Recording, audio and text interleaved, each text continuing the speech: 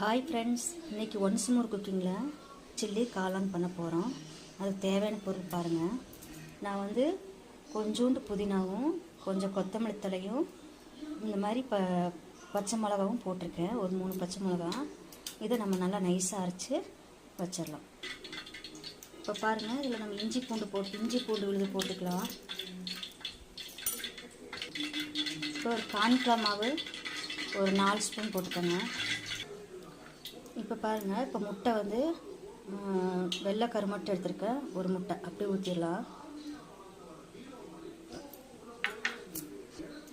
இப்போ நம்ம வந்து அரைச்சி வச்சுருக்க அந்த விழுது ஊற்றிடலாம். இப்போ லைட்டாக லெமன் கொஞ்சம் புழிஞ்சு வச்சுக்கலாம். இப்போ கொஞ்சம் உப்பு போட்டுக்கலாம். போட்டு பிணைஞ்சிருங்க.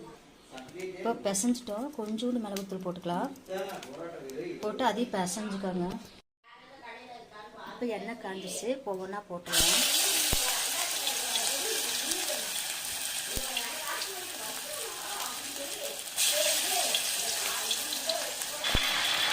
இப்போ பாருங்கள், காளான் கிரீன் சில்லி ரெடி.